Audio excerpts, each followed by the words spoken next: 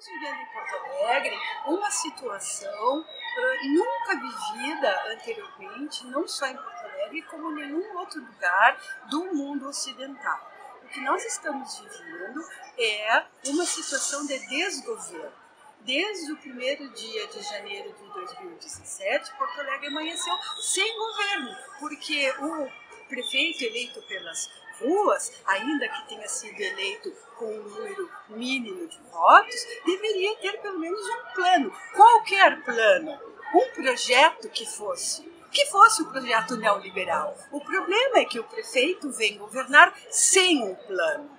E, ao mesmo tempo que faz isso, governa de costas para a administração e de costas para o funcionalismo.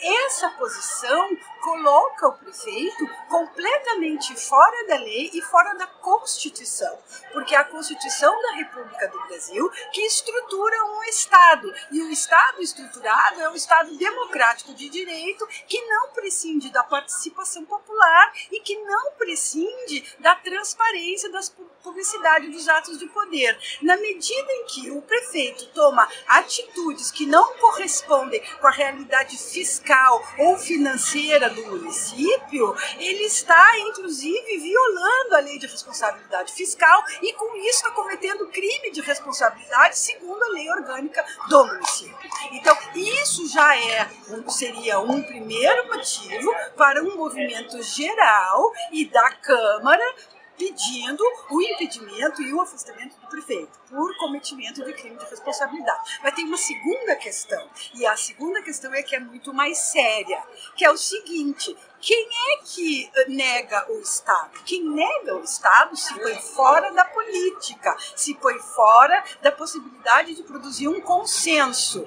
E ao se pôr fora do Estado e fora da política, tem um comportamento anárquico. Anárquico ou anarquista é aquele que nega o Estado. E o prefeito, desde o dia 1º de janeiro, tem negado a sua posição, porque ele não tem um projeto, ele não tem um plano. E todos os prefeitos anteriores, em 245 anos de história desse município, sempre de uma forma ou de outra tiveram um tipo de plano. E mesmo os prefeitos indicados pela ditadura foram pessoas técnicas, altamente comprometidas com o bem público e com o interesse público. Tanto que Porto Alegre tem um dos quadros funcionais fazendários e jurídicos mais especializados do país. Faz mais de 50 anos que essa fazenda é proba e incorruptível. Então, a razão pela qual os funcionários públicos têm um status especial é para que a administração não seja permeável a interesses exteriores, a interesses privados. Por isso, o funcionário tem um saber próprio sobre o serviço, que é ele que tem, né? E ele tem uma condição diferenciada dos demais trabalhadores. E quando ele despreza os funcionários, quando ele diz num decreto que toda a arrecadação não decorre do trabalho dos funcionários, ele está negando a estrutura do Estado. E veja, do Estado liberal. Eu nem estou falando de Estado socialista ou de outro tipo de Estado. Eu ainda estou falando no marco do que é o discurso liberal. Então, o que está acontecendo em Porto Alegre está muito além de qualquer projeto neoliberal, que é o projeto do Estado e o projeto da União, né, que o governo federal tem implantado. Vai muito além. E essa questão contra os servidores constitui aquilo que em direito se chama assédio moral, ou seja, todos os servidores do município de Porto Alegre já são titulares de indenização, por conta de que o prefeito os está tratando como não pessoas. Isto é, o prefeito está, e a administração de um modo geral, o governo, está desmoralizando os servidores, está atingindo a dignidade dos servidores. Então, os servidores já são titulares de direitos contra a prefeitura. Então, na verdade, todos esses atos, se pensarmos eles somados e ao mesmo tempo, faz com que essa gestão crie um passivo imenso para o município.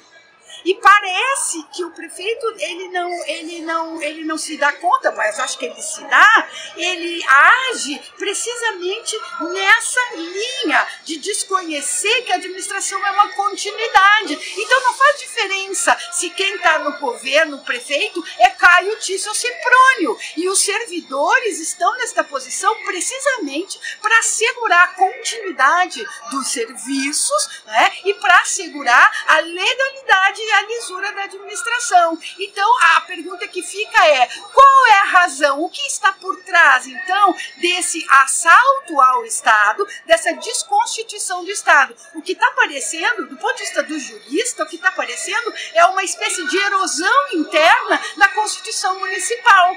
Quando atinge políticas públicas importantes como de educação ou de saúde, ou toma decisões que são mesquinhas. Um exemplo disso é o dia D da vacinação no Brasil, que normalmente, tradicionalmente, esse dia é de passe livre, pois o prefeito então decretou que nesse dia não se teria passe livre e que as pessoas então fizessem as viagens até os postos de vacinação em Cabify ou coisa do estilo, fazendo um convênio. Mas quem é que usa Cabify? Quem é que usa táxi com cartão de crédito? Não são as pessoas que precisam da rede pública para a saúde. Então vai ficando claro, né, a que tipo de interesse o governo serve. Um outro exemplo é essa questão da contratação da Comunitas. Ora, em outros estados em que essa empresa, essa consultoria foi contratada, até tiveram algum sucesso no que fizeram, porque existia um plano. Mas aqui em Porto Alegre eles foram contratados sem um plano. Eles foram contratados para fazer um plano.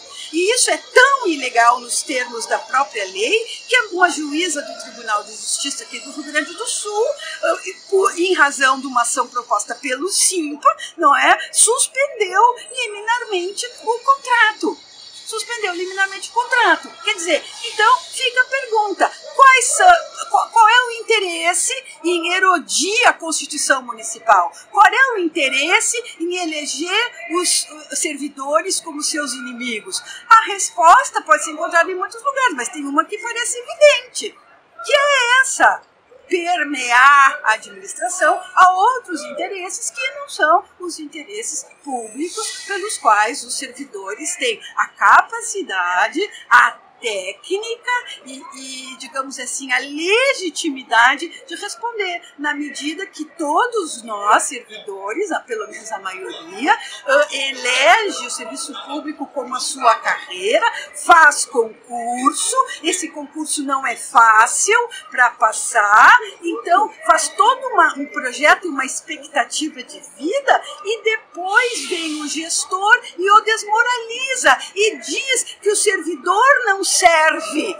para administração eficiente, que o servidor de Porto Alegre não é eficiente, que quem é eficiente é a empresa privada. E o mais interessante desse caso da Falcone é que as pessoas que foram contratadas para o banco de talentos para selecionar CCs acabaram elas mesmas se selecionando. Quer dizer, daí ficou muito claro no momento que 7 pessoas de 14 foram nomeadas para ocupar CCs, ficou muito claro, então, o que está acontecendo aqui. Então, o que nós temos é, assim, alguém que vem para o governo sem um projeto, que não conhece a administração, que talvez não tivesse ideia do tamanho da administração de Porto Alegre e do que é Porto Alegre em termos econômicos, fiscais e de serviços. Porto Alegre é uma cidade de serviços, né, e que tenta, de alguma forma, impor, né, uma determinada visão que não é correta. Que daí vem a terceira coisa: o servidor não é responsável pela crise, e Porto Alegre, por todos os números fiscais que se avalie, não vive uma situação ruim econômica, vive uma situação de uma certa crise fiscal que decorre de uma crise econômica que é nacional. Mas Porto Alegre é uma cidade de serviços, então a arrecadação continua existindo. E o que aconteceu nesses projetos que foram para a Câmara é que as contas, como elas foram publicadas pelo Tribunal de Contas, elas estão maquiadas.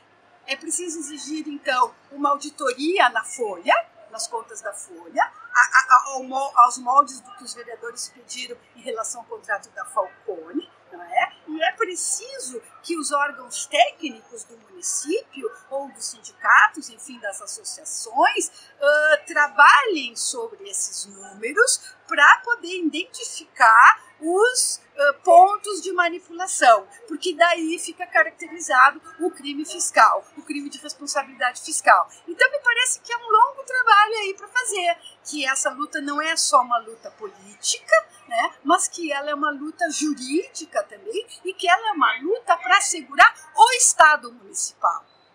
Não se trata aqui agora de discutir se esse projeto é bom ou não bom.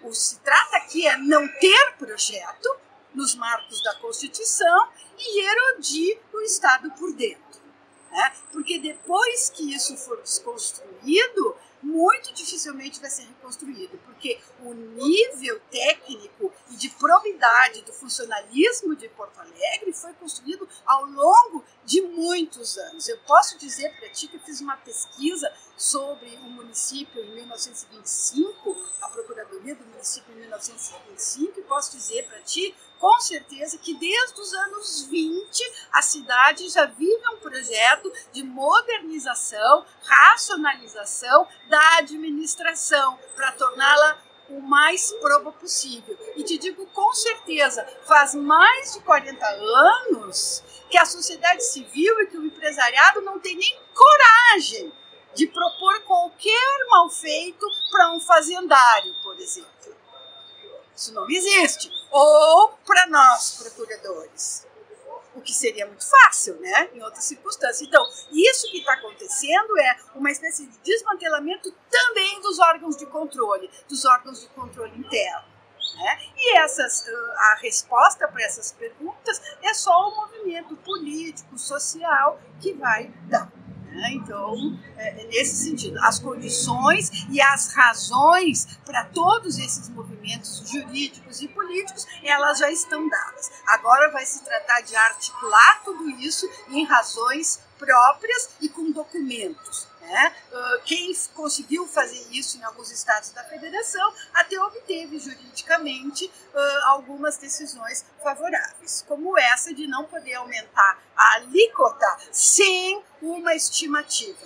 E nesse caso de Porto Alegre foi proposto o aumento da alíquota do Previmpa contra o parecer do órgão previdenciário e passando por cima do conselho do Previmpa. Então aí já estão dadas as condições, né, para iniciar